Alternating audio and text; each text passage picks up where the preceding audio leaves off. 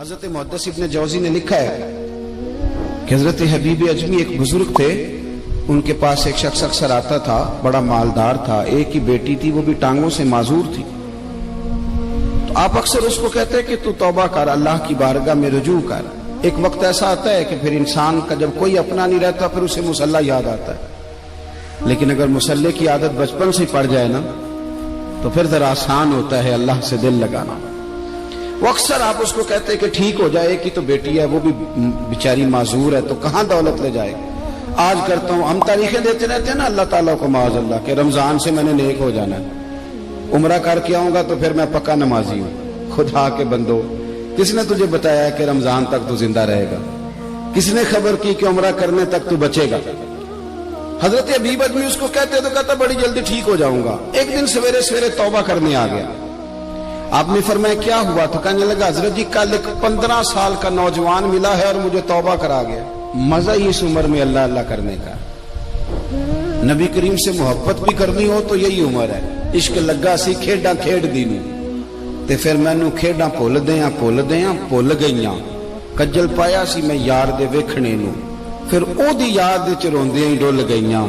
حیدر شاہ اس گلی کدے نہ رول پر ہن تے رول گئیاں۔ جن لوگوں نے ابو جہل کو قتل کیا تھا ان کی عمر بھی 15 سال تھی۔ ہم تو بڑے نہیں نہ ہوتے ساری زندگی، نہ ہمیں کو بڑا ہونے دیتا ہے، ہم بڑے ہی نہیں ہوتے، یہ تو عمر ہے کچھ کر گزرنے کی۔ 15 سال کا نوجوان توبہ کرا گیا تو حضرت حبیب اجمی کہنے لگے وہ کیسے؟ کہنے لگا حضرت جی میں کل منڈی گیا تھا، مجھے کچھ سامان خریدنا تھا، تو بغداد کے بازار سے میں نے مچھلی خرید لی 10 کلو، باقی بھی سامان تب خود لے جا نہیں سکتا تھا۔ تو مزدور آپ کو پتہ ہے بیچارے آج بھی سڑکوں پہ بیٹھے ہیں، تو مزدور بیٹھے تھے تو ان میں ایک نوجوان 14-15 سال کا، چہرے پہ بڑی روشنی۔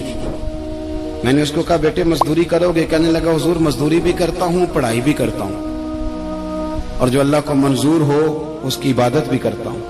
میں نے اسے کہا کہ یہ میرا سامان ہے فلاں جگہ پہنچانا ہے، کیا لوگے؟ کہنے لگا 3 دینار مزدوری۔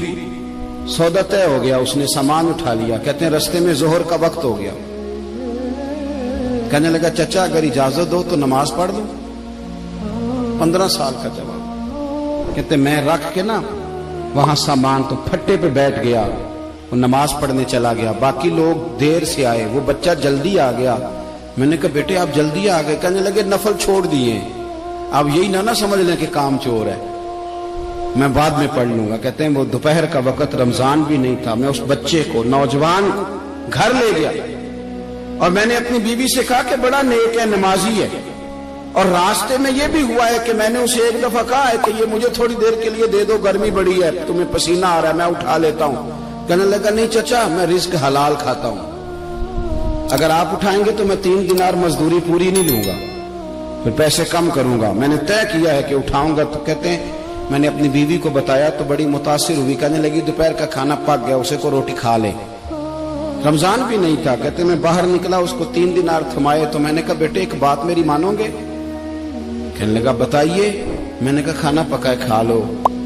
کہنے لگا میں معافی چاہتا ہوں، میں نے روزہ رکھا ہوا ہے۔ حضور نے حکم دیا، حکم نبی کریم نے حکم دیا، بخاری مسلم کی حدیث ہے، فرمایا نوجوانوں اگر تمہارے پاس طاقت ہے تو نکاح کر لو ورنہ روزے رکھو۔ حکم دیا، یا نکاح اور یا روزے، یہ سرکار کا حکم ہے۔ بھائی نفلی روزہ نفس کی قوتوں کو کچلتا ہے، انسان میں نورانیت اور روحانیت لاتا ہے۔ کہتے وہ کہنے لگا میں نے روزہ رکھا ہے، میں اور متاثر ہو گیا۔ میں نے کہا اب کیا کرو گے؟ کہیں اور جانا ہے؟ کہنے لگا نہیں، میں جس دن 3 دینار کما لیتا ہوں پھر میں مزید لالچ نہیں کرتا، باقی وقت یا قرآن مجید پڑھتا رہتا ہوں یا نبی پاک پہ درود شریف پڑھتا رہتا ہوں۔ آپ بتائیں تو میں نے کہا کہ افطار میرے ساتھ کر لو۔ کہتے ہیں میں اسے مسجد چھوڑ آیا اور خود میں لوٹ آیا، افطار کے بعد میں اسے لایا، کھانا کھلایا، عشاء پڑھی، اس کا گھر دور تھا، میں نے ڈرائنگ روم کھول دیا، بیٹھک کھول دی، وہیں وہ سو گیا۔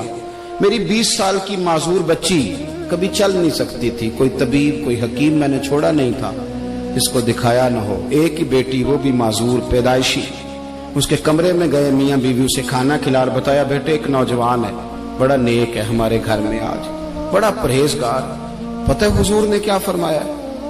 نبی کریم فرماتے ہیں جب نوجوان اٹھ کے تہجد پڑھتا ہے نا، نوجوان تو اللہ فرشتوں کے سامنے اس نوجوان پر فخر فرماتا ہے.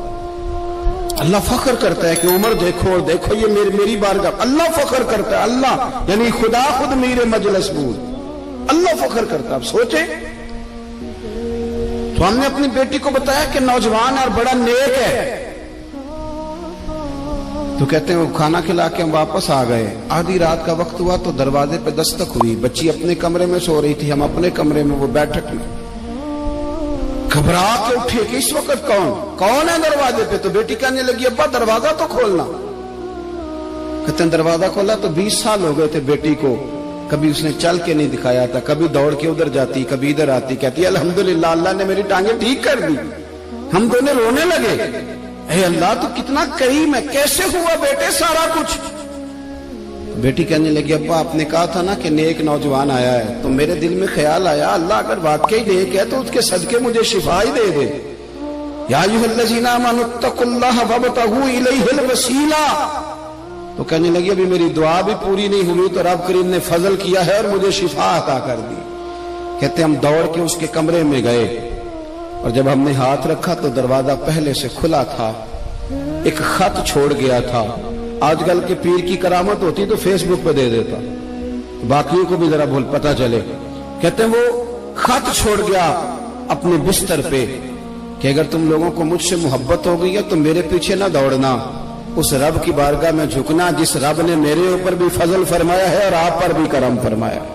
میرے نوجوان دوستو, یہ جو بچپنا ہمیں لوگ کہتے ہیں نا ابھی بچے ہو, ابھی جب آپ بالغ ہو گئے تو نماز فرض ہو گئی, سچ بولنا ضروری ہو گیا, رزق حلال کھانا ضروری ہو گیا, شریعت ساری کی ساری لاگو ہو. ایک تو درگزر سے کام میں, دوسرا اپنی زندگی کے اندر خواہشات کو چھوڑیں. سادہ کھانا تو ویسے انسان کو تندرست رکھے.